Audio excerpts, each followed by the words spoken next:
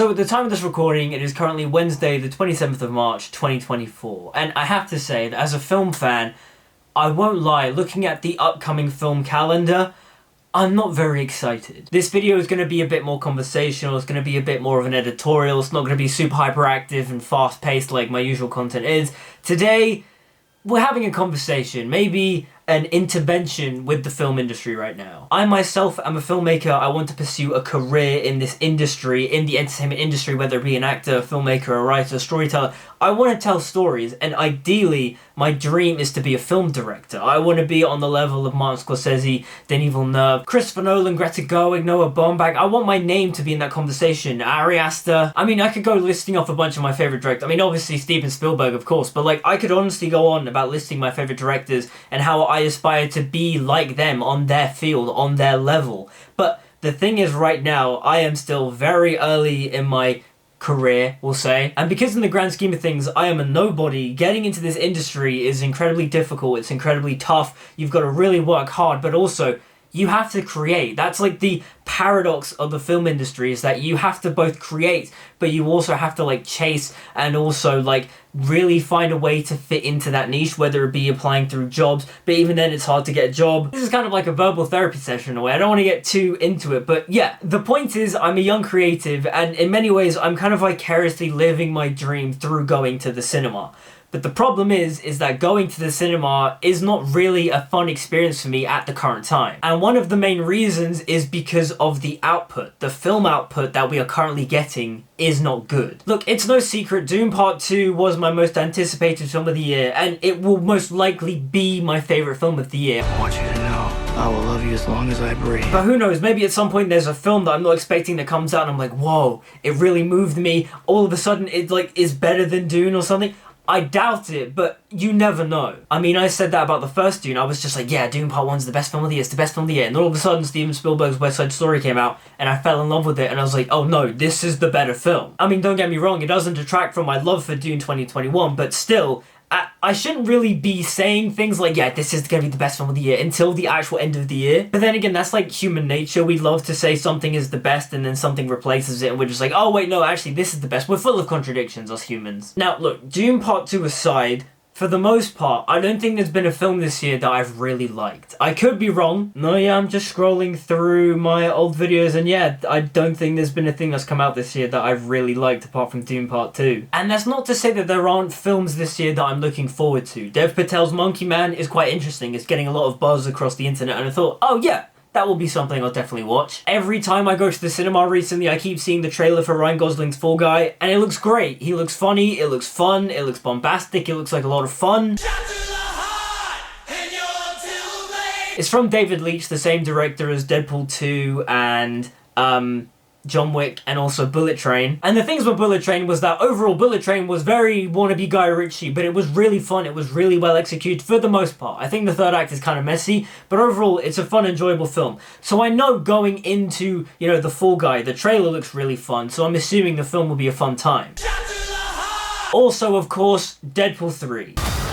Yeah, I'm looking forward to Deadpool 3. I've done a whole trailer reaction and all that kind of stuff. It looks great. It looks fun. The Deadpool shtick is not over with me. I think it's going to be really good fun. I love Ryan Reynolds. I can't wait to see Hugh Jackman back as Wolverine. It's going to be fun. At least, I hope. Going off the trailer, it seems fun, but also, I don't want it to suck. I really don't. Joker 2, I will also say I'm curious about, because they say it's like a musical, but it's more like a jukebox musical or something.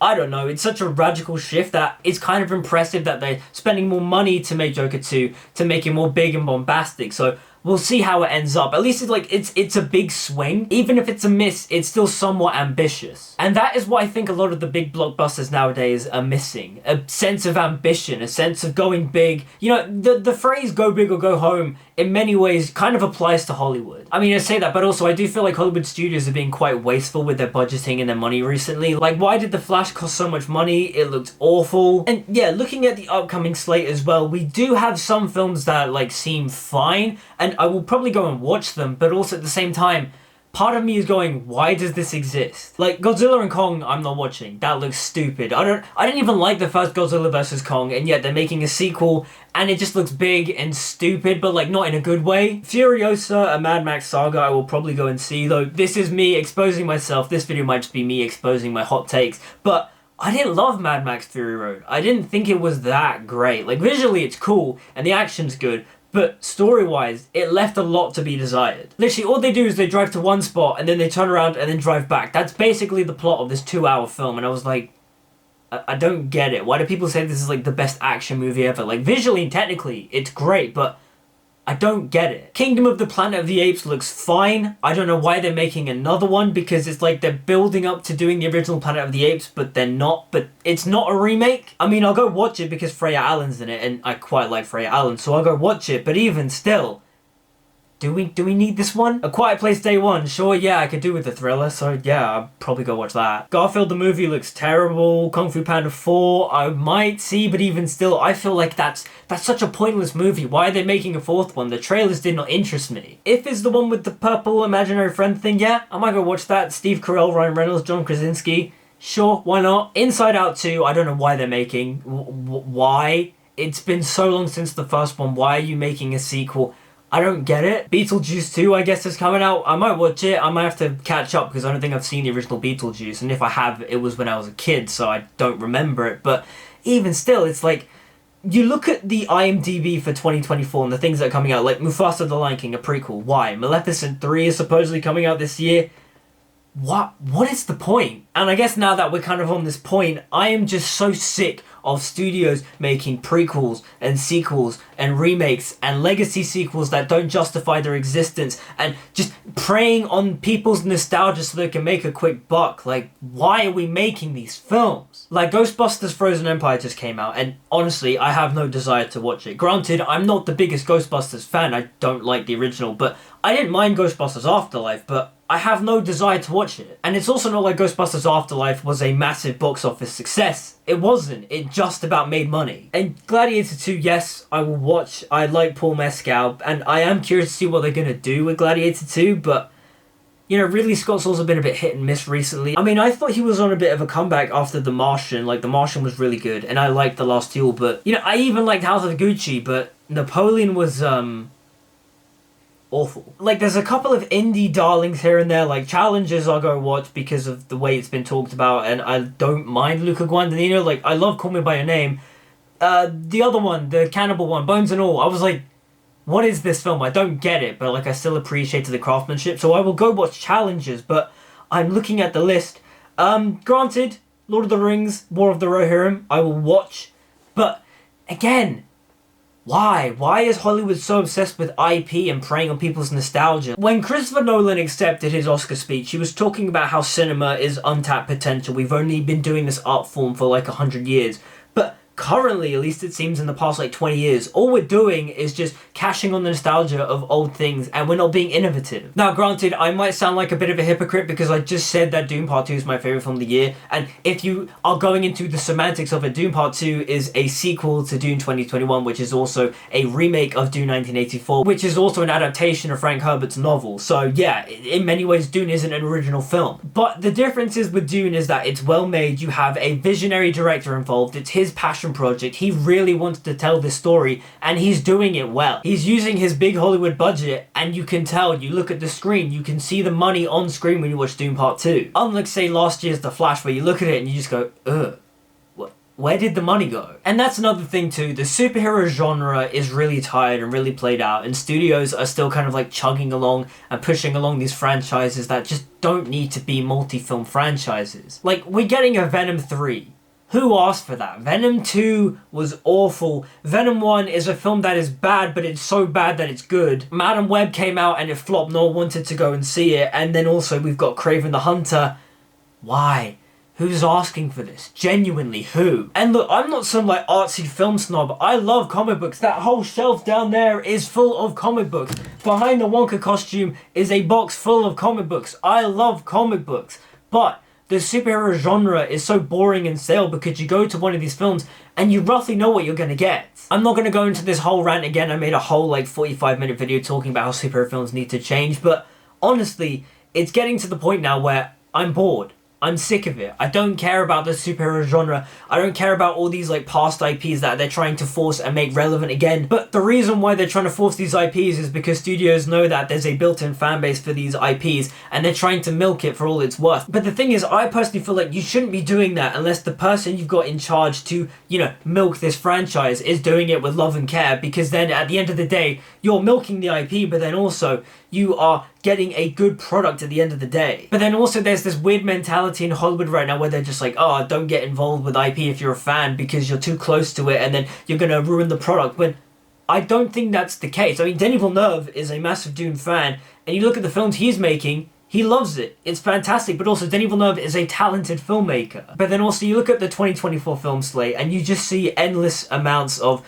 you know, musical biopics. Like the Bob Marley one came out and I didn't watch it. I had no interest in it. The Amy Winehouse just looks cheap. And the question I just think to myself is, why are you making these if you're not putting in the passion or the effort? I mean, I personally think the best musical biopic is Baz Luhrmann's Elvis. And one of the reasons why I think so is because of Baz's passion. You watch his Elvis film and then you do a bit of research and digging and you look at Elvis Presley's history and you look at the things that Baz is referencing. He pays so much homage. He really does his homework. He really puts all of his energy and passion of love for Elvis in that biopic. And it's fantastic. Also, not to mention the fact that Austin Butler put in an absolutely kick-ass performance as Elvis Presley. That film is fantastic. It's easily the best musical biopic. Like, Bohemian Rhapsody is not that great. Rocketman's actually quite good. I will give it that. I need to watch Walk the Line. But you look at things like the Bob Marley one or the Amy Winehouse one, they look really cheap. They look like, oh, we just about got some money together and now we're just going to milk off the trend of musical biopics.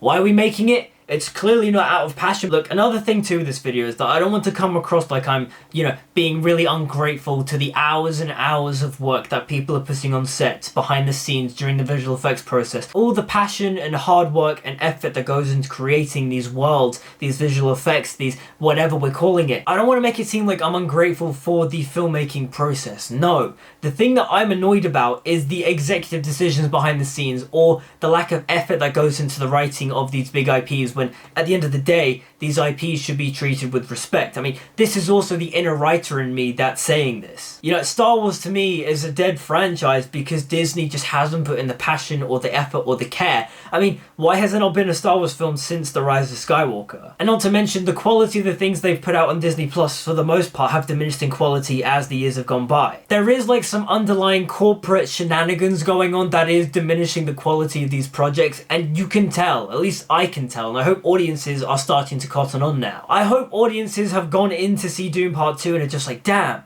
that's how a film should be made. And they look at the lower quality of blockbusters coming out and they just go, do better. Because at the end of the day, if Hollywood is spending the money, they should be doing better. You know, you hear this question many a time where they just go, oh, when are they going to make something as good as Back to the Future? Or when are we going to get this generation's Back to the Future? And I think we won't get that until studios and producers start taking more risks and they start looking at independent filmmakers, at the younger talent, and they start, you know, investing in their scripts. They take a risk, they take a gamble. They stop trying to sterilize everything and make everything feel like one thing. I mean, for the most part, most blockbusters now are trying to fit into the Marvel mold because it made bank for so long. So if I, a filmmaker and a lover of film and an overall audience member, I am an audience member, even if one day I become a filmmaker, I will still be an audience member.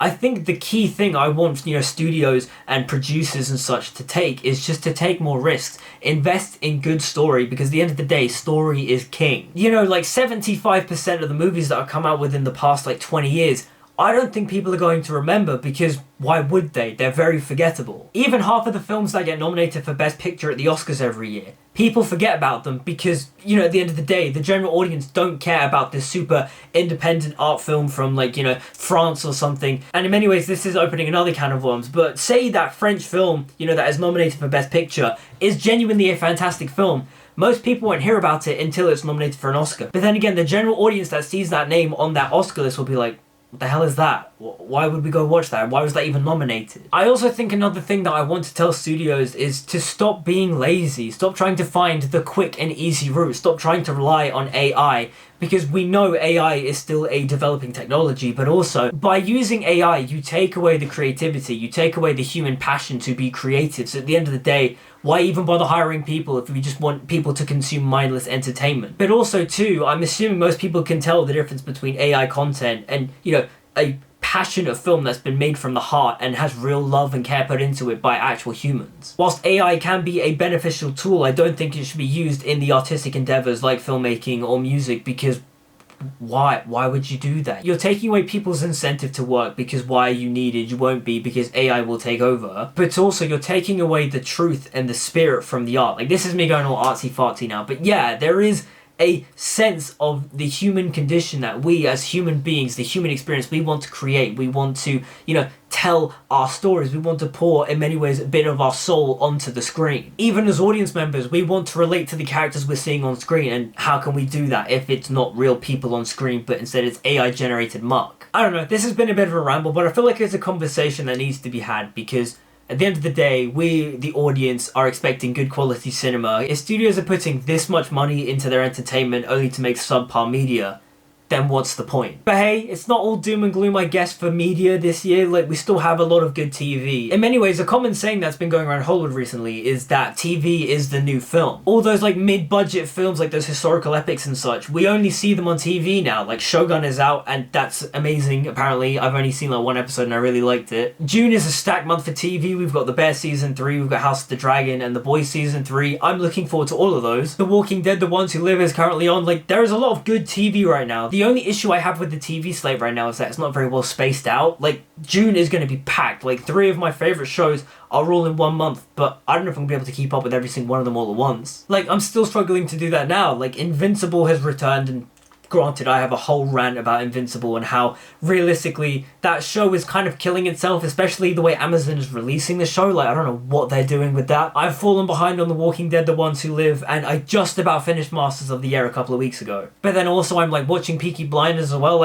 It's a lot. I mean, TV itself is kind of a different faculty, and in many ways it's also kind of overwhelming, but that's a story for another time. But those are my thoughts on the 2024 film slate right now. It is looking quite bleak. Don't get me wrong, there are things that I am looking forward to, but I don't have as much of a oomph or a passion to go and see the things that I want to see. For me, the best has already passed, which is Dune Part 2, and whilst there are things that I will watch, like Kingdom of the Planet of the Apes or Joker 2, The Fall Guy, Deadpool and Wolverine and such, at the end of the day, this year for film, in my eyes, is not very exciting. Now granted, the Screen Actors and the writers' strikes from last year did impact it, but even still, just the quality, you look at the trailers, you can see that the quality for certain things aren't as good as they should be. Godzilla vs. Kong. Why did they make another one? But who knows, maybe something will change in my brain and all of a sudden these films are all fantastic. That would be amazing. I'd honestly kind of love that if that was the case. But those are just my thoughts on the film slate for 2024. What do you guys think? What are the films that you are looking forward to this year? Let me know in the comments down below. Like, comment, subscribe, follow the social media, all the good stuff. Until we meet again, see you guys next time.